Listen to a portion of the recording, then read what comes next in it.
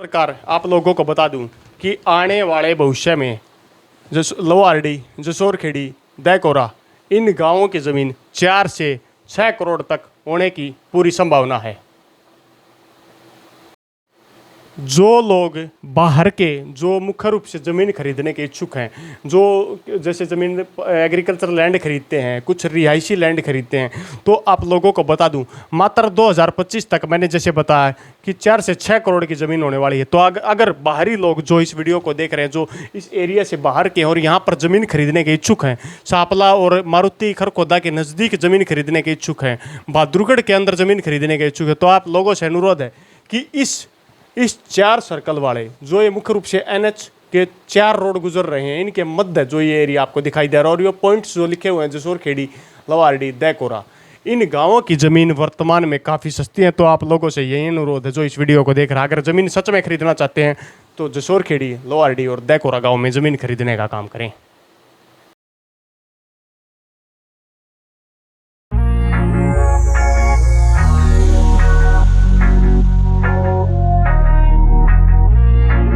नमस्कार, capital news India channel पर आपका स्वागत है। समाचारों की इसी कड़ी में एक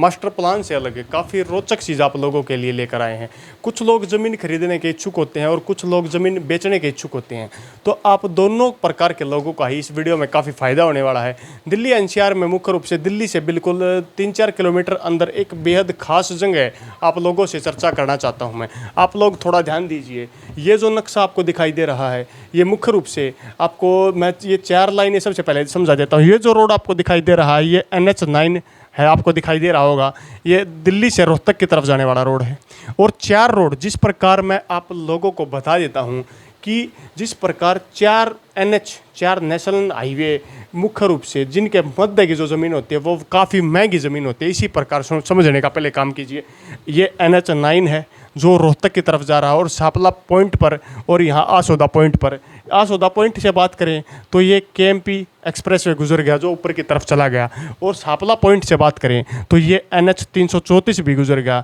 जो मुख्य रूप से सोनीपत की तरफ जाता है। ये 3 रोड वर्तमान में बन चुके हैं। और चौथा जो हमने मुख्य लाइनिंग लगाई है, ये जसोर खेड़ी गाँव से जो मुख्य जम्मू कटरा एक्सप्रेस वे जो बनना है वो यहाँ पर लाइनिंग लगाई गई है। तो आप लोग समझिए, आज हम आप लोगों को कौन सी ज़मीन के बारे में बताना चाहते हैं। तो आप लोगों को बारीकी से बता दूं, इन 4 हाईवेज के बीच में जो ये ज़मीन बच गई, इस ज़मीन की कीमत वर्तमान में क्या है और इस ज़मीन की अहमियत आप लोगों को मैं समझाने का काम करूँगा। सबसे पहले ध्यान दीजिए, इस एरिया के बीच में जसोर खेड़ी गाँव यहाँ पर है, इसके अलावा लवारडी गाँव, दैकोरा गाँव और मुख्य रूप से सापला का एरिया यहाँ पर आता है, जो पुराने रोड से तो बाहर की तरफ हो जाता है, लेकिन ये इसी से बाहर की तरफ का रोड आपको समझाएं। ये आसोदा टोडरान, ये आसोदा का कुछ एरिया है, गांव वर्तमान में यहाँ पर है। तो आप लोग इसके बारे में समझने का काम करेंगे वीडियो के अंत में, और आप बार बार पॉइंट पर लगाकर निशान आपको समझाने का काम करूँगा। सर्वप्रथम मैं बता दूँ, वर्तमान में सबसे सस्ती ज़मीन अगर आसपास के एरिया की बात की जाए तो इसी एरिया में सबसे सस्ती ज़मीन वर्तमान में है, और जल्द ही यह ज़मीन बहुत ज़्यादा डबल से भी 3 गुना तक महंगी होने वाली है। उसके पीछे के तथ्य और कारणों पर पूरी चर्चा करेंगे, वीडियो में अंत तक बने रहें, क्योंकि जिस भी एरिया में नेशनल हाईवेज की ट्रायंगल बन जाती है या नेशनल हाईवे का चौकोना या 4 एरिया जब एक दूसरे से कनेक्ट कर लेते हैं, जैसे 1, 2, 3 और 4, तो इन एरियाज के मध्य जो एरिया बच जाता है, इन लाइनों के मध्य, इन रोडों के मध्य जो एरिया बच जाता है वह अपनी अहमियत खुद बढ़ा लेता है। तो इन रोडों का नाम जैसे मैंने बताया, NH 334 भी, NH9 Delhi Rohtak road, KMP और जम्मू कटरा रोड। वर्तमान में 3 नेशनल हाईवे तैयार हैं और चौथा जम्मू कटरा का काम बहुत तेज़ी से चल रहा है, उस पर भी हमारी सेपरेट वीडियो आने वाली है, वो आप देख सकते हैं। इससे अलावा मैं बात करूँ तो मुख्य रूप से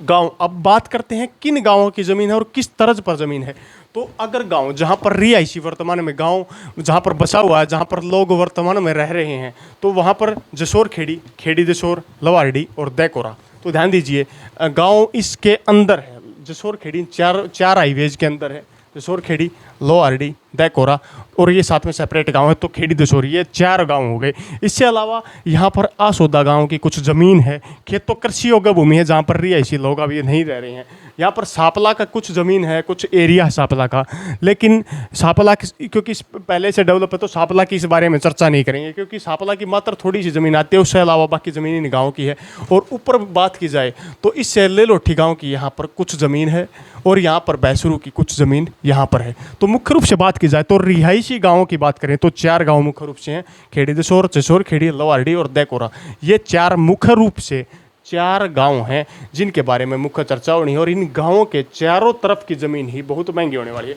तो बात करते हैं आयत पैटर्न। जिस प्रकार ये एक आयत पैटर्न बन जाता है, आप लोगों ने ध्यान दिया होगा, आयत पैटर्न के अंदर जो भी आज तक का रिकॉर्ड देखा गया है जिस भी क्षेत्र में, चाहे मुंबई की बात कर ली जाए, महाराष्ट्र की बात कर ली जाए, आयत पैटर्न, नेशनल हाईवे जो आयत पैटर्न बना देता है कुछ किलोमीटर के दायरे में, मात्र 5 से 7 10 किलोमीटर का मुख्य रूप से ये एरिया होगा चौड़ा। तो जिस प्रकार आयत पैटर्न की बात की जाए, मैंने आपको आयत पैटर्न के बारे में बताया है, तो वहाँ की ज़मीन ऑटोमेटिकली महंगी हो जाती है, क्योंकि जहाँ से नेशनल हाईवेज गुजरते हैं उनके आसपास में शहर डेवलपमेंट होना एक आम बात है। दूसरी बात, मैं दूसरा पॉइंट आप लोगों को बता देता हूँ, आप पॉइंट ये वीडियो में अगर पॉइंट को ध्यान से सुनेंगे तो पूरी वीडियो आपको समझ आएगी। दूसरा पॉइंट, पंचग्राम नीति। पंचग्राम नीति, जिस प्रकार हरियाणा सरकार ने पंचग्राम नीति के तहत 5 शहरों को बसाने की योजना तैयार की है, तो वो जो 5वां शहर बसने वाला है, आप लोग ध्यान दीजिए, वो 5वां शहर केएमपी के साथ साथ बसने वाला है। और मुख्य रूप से जो सापला का भी नया शहर बसेगा वो इसी तर्ज पर बसेगा, यहाँ तक जाएगा और फिर यहाँ से लेकर नीचे की तरफ मांडोठी की तरफ जाके और जसोर खेड़ी गाँव तक जाएगा। और जो पंचग्राम नीति के तहत शहर बसना, वो शहर ये केएमपी से बिल्कुल सटकर होगा। यहाँ पर वर्तमान में कृषि योग्य भूमि है, खेती की जाती है यहाँ पर, लेकिन जल्द यहाँ बड़ी बड़ी बिल्डिंगें, इमारतें आपको खड़ी देखने को मिलेंगी। इससे अलावा मैं अगले पॉइंट पर बात करूँ तो वर्तमान में जिस प्रकार मुआवजे की बात की जाए तो जम्मू कटरा का मुख्य रूप से मुआवजा 72 लाख, 80 लाख और 92 लाख रुपये इस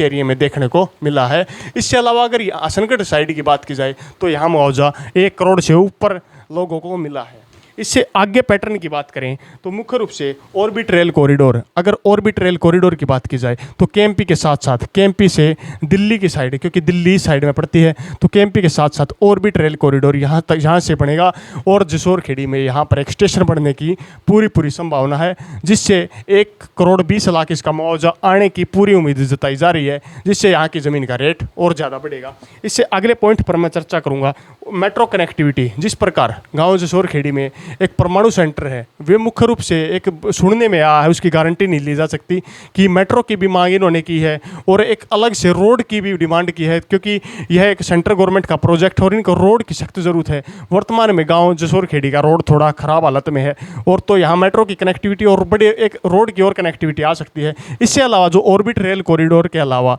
जो रैपिड मेट्रो रोहतक की तरफ जानी है, रैपिड मेट्रो NH9 के साथ में गुजरेगी, जो मुख्य रूप से इस एरिया से, इस नए शहर से यहाँ पर ऑर्बिट रेल कॉरिडोर का एक स्टेशन बढ़ने की उम्मीद है और एक स्टेशन रोहतक के पास भी बढ़ने की उम्मीद है और तीसरा स्टेशन सापला के पास बढ़ने की पूरी संभावना जताई जा रही है। इसके अलावा सापला के सेक्टर भी इस एरिया में बनेंगे। मुख्य रूप से ये जो लाइन आपको दिखाई दे रही है, क्योंकि यह एक लंबी लाइन है, कम से कम 6-7 किलोमीटर की लाइन है और इसके बीच में कोई गांव नहीं आता, तो जसोर खेड़ी से सीधी कनेक्टिविटी इस एरिया में होने वाली है। और बात की जाए लोहारडी और दैकोरा गाँव की, तो लोहारडी गाँव मुख्य रूप से काफ़ी ज़मीन बच जाएगी, लेकिन वो बहुत महंगे रेटों में खरीदी जाएगी, करोड़ों में ज़मीन हो जाएगी। और दैकोरा में जिस प्रकार की बात की जाए तो दैकोरा गाँव में मुख्य रूप से जिस प्रकार गत्ते की और प्लाईवुड की फैक्ट्री आ रही हैं, तो उसी प्रकार ये एक भविष्य में एक नया प्रोजेक्ट भी दैकोरा गांव को मिल सकता है और इसमें प्लाईवुड और फैक्ट्रियां आने की संभावना जताई जा रही है। इससे अलावा आईएसबीटी बस स्टैंड जो काफ़ी चर्चा में था, जिस प्रकार मुख्य रूप से ये जो जम्मू कटरा एक्सप्रेस वे बन रहा है, इसमें यहाँ पर जसोर खेड़ी के पास आईएसबीटी बस स्टैंड बनने की संभावना जताई जा रही है, क्योंकि आईएसबीटी जो इंटरस्टेट बस टर्मिनल होता है वो दिल्ली के अंदर उनमें काफ़ी भीड़ बढ़ गई है और आने वाले समय में यहाँ पर आईएसबीटी बस स्टैंड बनने की पूरी संभावना जताई जा रही है, लेकिन गारंटी उस चीज़ की भी नहीं ली जा रही है कि यहाँ पर कोई बनेगा, लेकिन संभावना पूरी है कि यहाँ पर आईएसबीटी का नया बस स्टैंड बनेगा। क्योंकि श्रद्धालु जिस प्रकार माता वैष्णो देवी और अमृतसर तक जाने वाले श्रद्धालुओं को इससे फ़ायदा होगा और और वे इसी मार्ग का प्रयोग करके भविष्य में जिस प्रकार NH1 पर दबाव काफ़ी बढ़ गया है तो उस दबाव को कम करने के लिए इस रोड का प्रयोग किया जाएगा। और इस रोड का प्रयोग करने से वहाँ पर ISBT बस स्टैंड की सुविधा मिलेगी ताकि यात्रियों को सरल एवं सुगम यात्रा का लाभ आसानी से मिल सके। इससे अगली बात करूं तो UER urban extension road to Jammu Katra. अब मैं एक रोड और बताने वाला हूं जो मुख्य रूप से मैं इसी सर्कल के मध्य की बात कर रहा हूं, तो लोग ध्यान दीजिए, कोई बीच में भी जुड़ा है तो अर्बन एक्सटेंशन रोड, जिस प्रकार दिल्ली में UER के नाम से रोड बनाए जाते हैं उसी पैटर्न पर अर्बन एक्सटेंशन रोड को जम्मू कटरा एक्सप्रेसवे जिस प्रकार यहाँ से गोड़ाई में घूमेगा तो यहाँ पर UER अर्बन एक्सटेंशन रोड मुख्य रूप से दिल्ली की तरफ जाएगा। और जो दिल्ली हेलीपैड जहाँ पर बने हुए हैं रोहिणी के अंदर, उनको UER के द्वारा जम्मू कटरा एक्सप्रेसवे से डायरेक्ट जोड़ने का काम किया जाएगा। इस पर दिल्ली सरकार भी लगातार प्रयास कर रही है ताकि दिल्ली के यात्रियों को माता वैष्णो देवी और अमृतसर तक जाना हो तो आसानी से सरल एवं सुगम मार्ग के माध्यम से वो आसानी से पहुंच सके।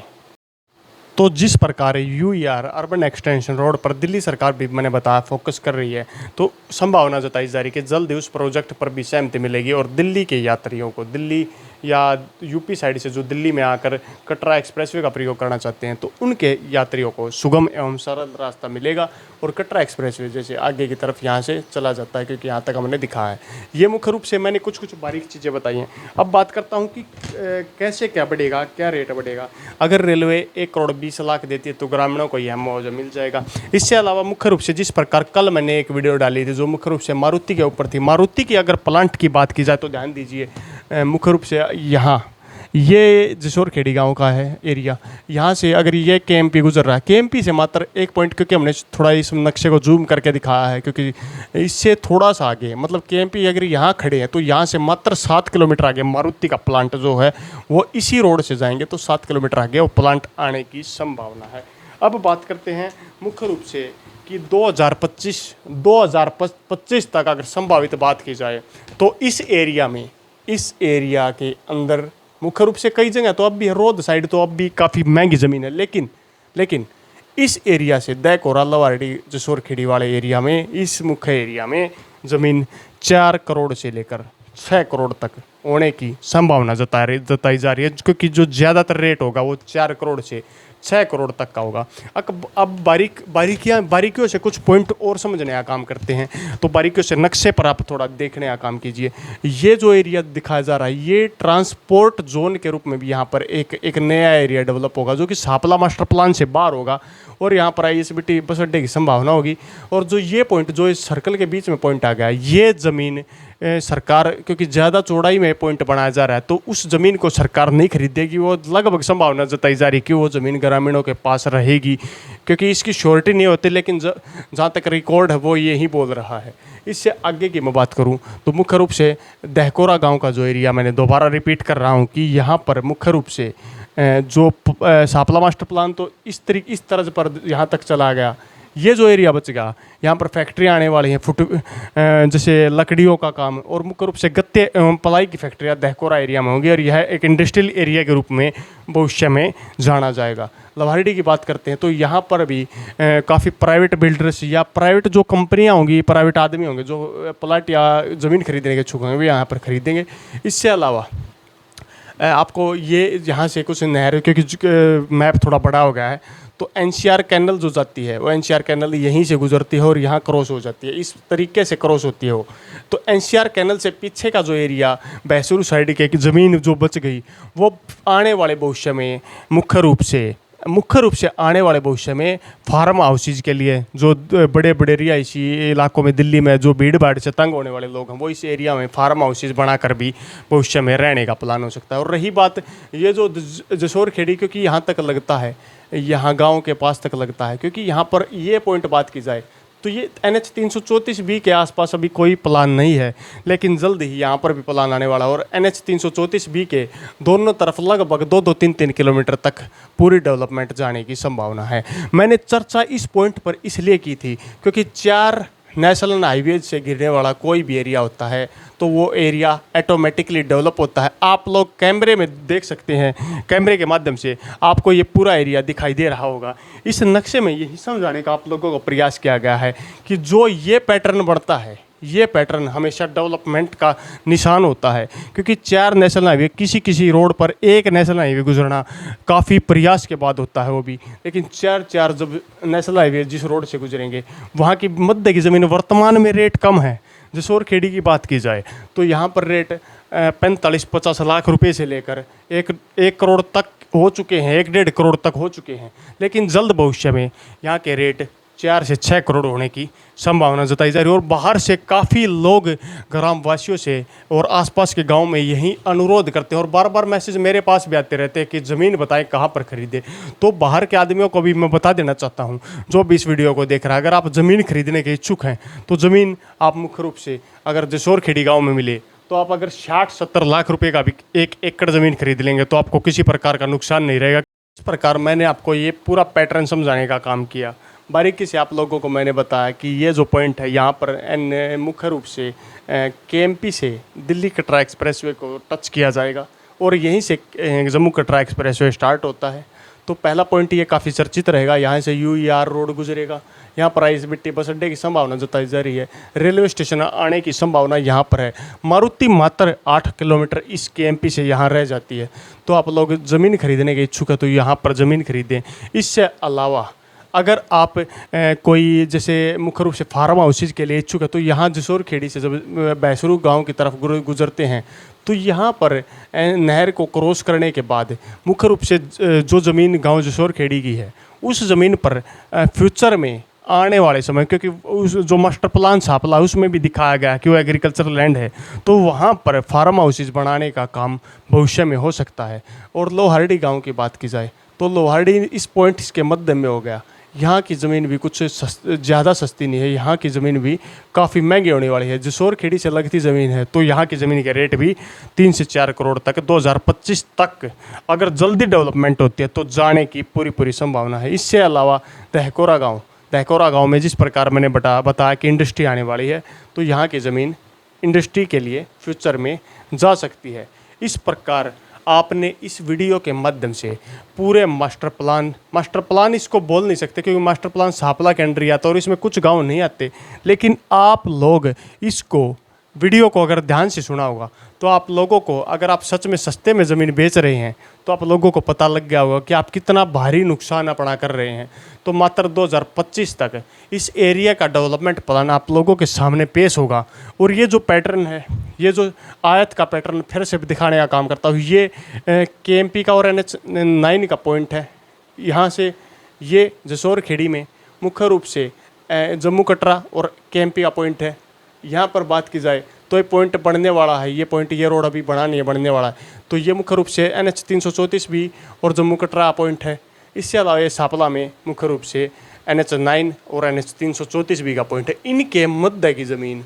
4 हाईवेज जहाँ से गुजरते हैं, इनके मध्य की ज़मीन का रेट आप लोग खुद ही समझ सकते हैं। वर्तमान में तो लाखों में है, ज़मीन खरीदेंगे आने वाले मात्र 3 साल के अंदर वो रेट डबल तक होने की पूरी संभावना है। जिस प्रकार आपने इस पूरे एरिया को समझने का काम किया, इसी तर्ज पर आप लोगों से विदा लेते हैं। जय हिंद, जय भारत।